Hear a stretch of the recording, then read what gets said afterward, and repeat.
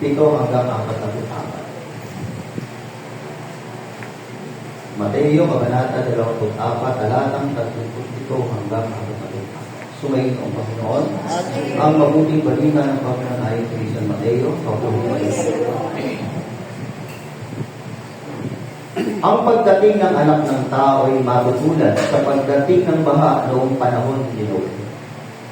Noon, ang mga tao ay nagsisikain, nagsisiinom at nag-aasawa. Hanggang sa araw na pumasok sa daong si Noe. Dumating ang baha ng di nila namalayan at tinangay silang lahat. Gayun din ang mangyayari sa pagdating ng anak ng tao. Sa panahong iyon, may dalawang lalaking gumagawa sa bukid, kukunin ang isa at iiwan ang isa. May dalawang babaeng magkasamang bumigiling, kukunin ang isa at iiwan ang isa. Kaya magbantay kayo sapagkat hindi ninyo alam kung anong araw paririto ang inyong Panginoon. Tandaan niyo ito. Kung alam lamang ng puno ng sambahayan kung anong oras ng gabi darating ang magnanakaw, siya'y magbabantay at hindi niya pababayaang pasukin ang kanyang bahay. Kaya maging handa kayong lagi sapagkat darating ang anak ng tao sa oras na ninyong inasa. Mga kapatid na pinagbala ang mabuting balita ng Panginoon.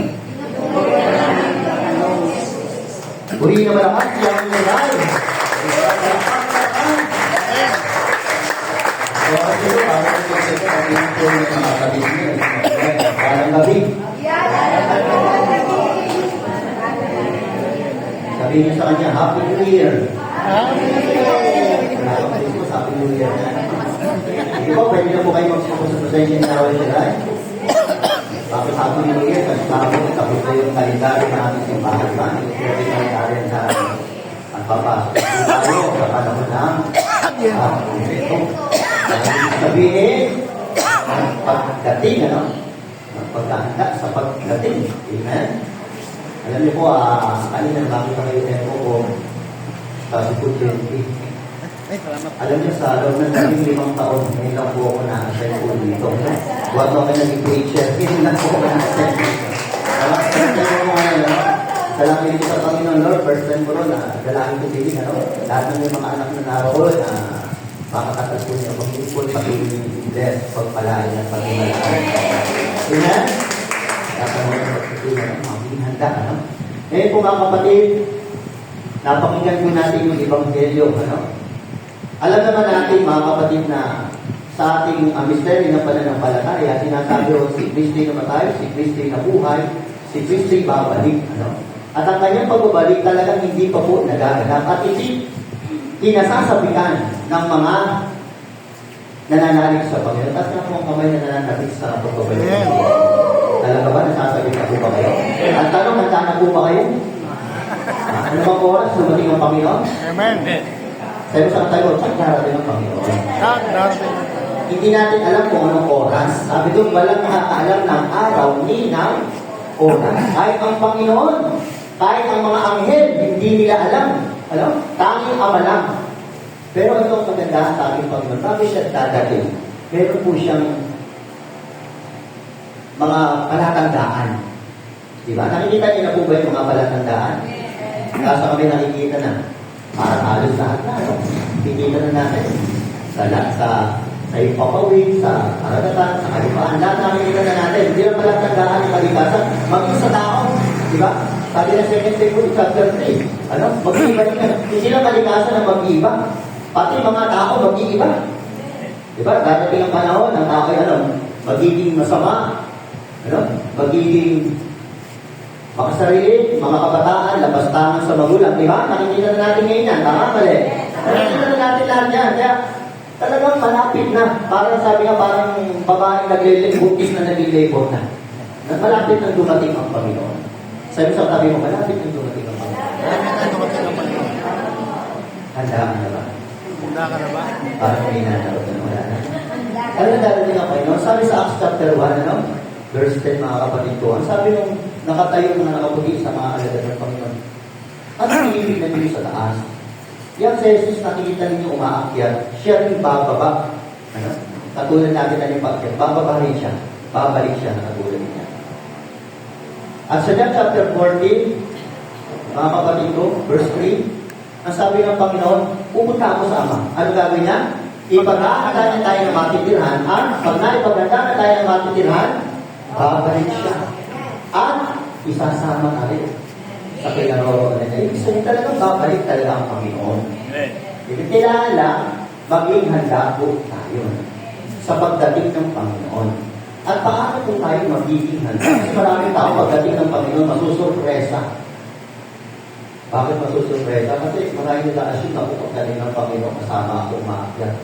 Baka pagdating ng Panginoon, kung natinag na tayo sa rapture, yung pala tayo ang naiwan na nakasama roon, yung mga kamahal natin sa buhay na sa atin. Alam? Kailangan handa. Amen po. Kasi sa panahon natin ngayon, mga kapatid ko, ang dami umaagaw sa atensyon ng tao. Pag sinabing darating na ang Panginoon, ang mga tao parang walang naririnig. Pero pag sinabing darating si Juan, naghahanda sila. Pag darating yung labing buwan, grabing paghahanda ng tao. Pag kalamitan, mga kapatid ko, di ba? Darating, ang tao laging alerto. Laging nakapokus sa balita. Kasi naniniwala sila, akala nila, darating talaga yung big one, yung super typhoon, pero sasama-sama natin yung pananalangin, wala namang lumapit na super typhoon. Amen. Amen. Dapat ang mga nakaligtas, positive. Ano po, sinabi super typhoon, malakas sa bagyo. Dapat positive po tayo, hindi isipin natin malakas sa bagyo. Pero talagang malakas sa bagyo darating. Walang iba kundi ang bagyo ng magpapala. Amen. Amen. Hallelujah. Ay, lang po yung oras natin, ano? Share ko lang po sa inyo, 4 piece lang po. Tungkol sa pagdating ng Panginoon. At paano ba tayo magiging handa sa pagdating ng Panginoon. Amen? Ang iyong letter ko, mga kapatid ko, yung salitang focus. Sabi niya focus. Saan tayo focus? Kasi sabi sa Ebanghelyo natin, ang pagdating ng Panginoon, parang panahon ni Noah. Ang tao ay mga nagsisikain, nagsisiinom, naglalasing, at nag-aasawa. Yung panahon ni Noah at panahon natin ngayon, parang may pagkakapareho. Tama mali? Ang tao noon nagsisikain, ang tao ngayon, saan nakapokus? Puro sa kainan. Noong 90s, mga kapatid ko, di ba? Ang kainan lang noon, iilan-ilan. Mahal sa isang bayan, iilan lang kainan. Ngayon tayong barangay. Para barangay, dikit-dikit ang kainan. Walang inatupag ang tao kundi kumain ang kumain. Kaya patabi mo, huwag ka masyado, meron ka sabi matakaw lang. Meron ka mas iba, di ba? Nagsisikain, nagsisilaw, ang tao ngayon talagang puro sa kasiyahan, nakapokus sila. Nag-aasawa. Amen?